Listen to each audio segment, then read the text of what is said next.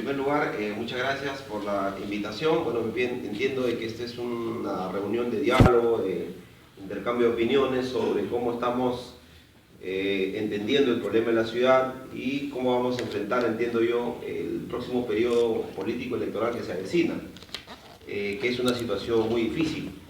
En primer lugar, nosotros tenemos que comprender que los sectores progresistas y democráticos y populares en Lima políticamente son minoría, o somos minoría.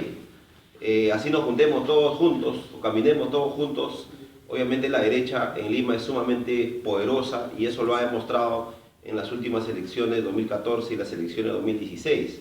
Sin embargo, esas dificultades que tenemos también se convierten en oportunidades, porque nos obliga a replantear una estrategia que nos permita a nosotros desarrollar una lógica unitaria para levantar por lo menos un programa común.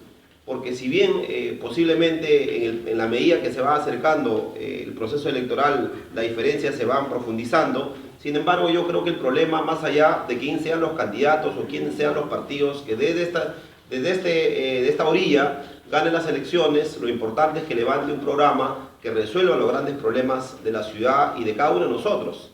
¿Y cuáles son esos problemas que tiene la ciudad? Los problemas que tiene la ciudad es el tema de la seguridad, o sea, no hay un planteamiento claro sobre cómo vamos a solucionar el problema de la seguridad.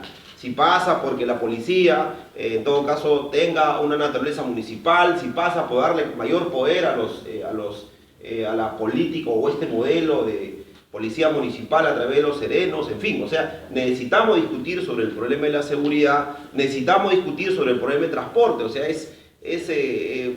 de verdad un poco, no tengo el término exacto para definir las características del problema de transporte en la ciudad, pero es sumamente complicado, o sea, es inaudito que desde el metro de Los Olivos al centro de Lima nos demoremos entre 1 hora para transportarnos. Entonces es un problema serio y que hay que tomarlo en cuenta e incorporarlo a nuestro programa como parte del debate.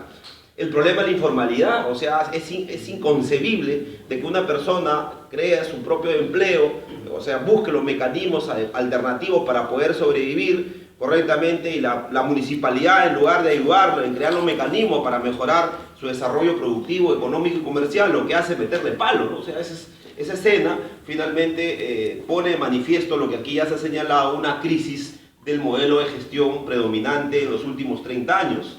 En la ciudad y en el país en general. Y eso tiene que ver con un modelo político y económico predominante en el país y que no es de hoy día, que tiene ya más o menos casi 3 décadas.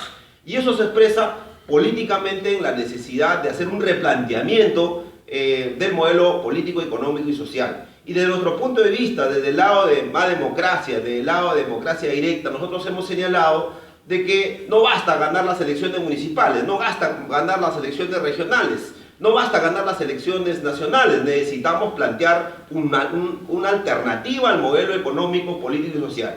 Y eso pasa finalmente por cuestionar o quebrar uno de los instrumentos o la columna vertebral de este modelo, que es precisamente el cambio constitucional. O sea, si las elecciones municipales no están articuladas a un discurso de cambio constitucional, si el gobierno municipal de Lima, quien sea, desde el lado popular obviamente, no esté articulado la necesidad de replantear todo el modelo económico, político y social, vamos a repetir la historia de las elecciones de 2010, vamos a repetir la historia que hemos tenido hasta hoy día. Entonces lo que quiere decir es que las elecciones municipales deben ser un escenario político para que nos ayude a fortalecer la necesidad de avanzar hacia un cambio de modelo. Y eso pasa necesariamente por replantear el modelo político y económico establecido en la Constitución de 1993. En consecuencia, nosotros sí debemos apostar e intervenir en las elecciones municipales. Sí debemos proponer un modelo de gobierno capaz de resolver los problemas concretos de las personas. Pero tampoco podemos olvidarnos de que necesitamos plantear un modelo político para el país. Lo que quiere decir que las elecciones municipales o los candidatos o los gobernadores o alcaldes que finalmente asumirán las funciones tienen que estar articulados a un gran proyecto nacional. Porque no tiene sentido de desarrollar, por ejemplo, un movimiento local o regional si este no está articulado a un gran proyecto nacional. Lo que ha predominado en los últimos años, por lo menos, es que los gobiernos, los movimientos regionales y locales han trabajado y desarrollado sus experiencias políticas en función a la satisfacción de sus intereses particulares o de quien lo forma, pero no han articulado, o por lo menos no han hecho el esfuerzo de articular un gran proyecto nacional. En ese sentido, Más Democracia y Democracia Directa plantea lo siguiente. Primero, que participemos en las elecciones municipales en unidad, ¿correcto? Con todas las fuerzas políticas de izquierda, popular, del campo popular. Pero ese proceso de unidad tiene que estar sustentado sobre la base de una propuesta programática, independientemente de quiénes sean los candidatos. Y tercero, esa participación electoral, esa propuesta programática de gobierno y esa propuesta de gobierno tiene que estar articulado a un gran proyecto nacional. Y ese proyecto nacional pasa necesariamente por el cambio constitucional. Lo que quiere decir que todas nuestras acciones, todos nuestros esfuerzos tienen que estar debidamente articulados, porque el enemigo al que vamos a enfrentar, porque el enemigo no está entre nosotros, sino el enemigo está al otro lado, ¿correcto? El enemigo es de quienes hacen usufructo del Estado para resolver sus problemas personales y particulares y no resolver los problemas de la ciudad y de la ciudadanía en general, implica construir un gran proyecto nacional. Entonces nosotros los invitamos a ser parte de ese proyecto. Los invitamos a construir conjuntamente ese proyecto que debe plantear una alternativa del modelo económico, político y social.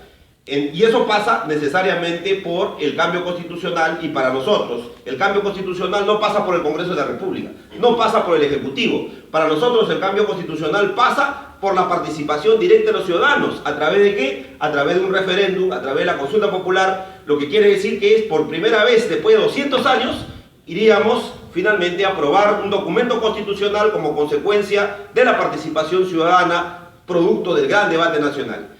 Ahí yo me quedo porque obviamente sé que el tiempo está restringido, pero le planteo este conjunto de ideas para iniciar un diálogo no solo en la posibilidad de ser gobierno, sino en la posibilidad de plantear un nuevo modelo económico y político y social, porque miren, y con eso termino, miren, hoy día los gobiernos regionales y los gobiernos municipales tienen autonomía económica y política y social, pero finalmente se convierten en estructuras administrativas únicamente.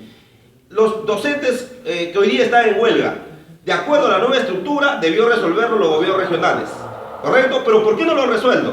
Porque los gobiernos regionales no tienen capacidad, no tienen poder, lo que quiere decir que el gobierno regional y el gobierno municipal han perdido capacidad de decisión, lo que significa que hay una centralización en el manejo del poder, más no una descentralización. Por lo tanto, la tarea política más importante es fortalecer el proceso de descentralización para darle poder al gobierno municipal y para darle poder al gobierno regional. Muchas gracias.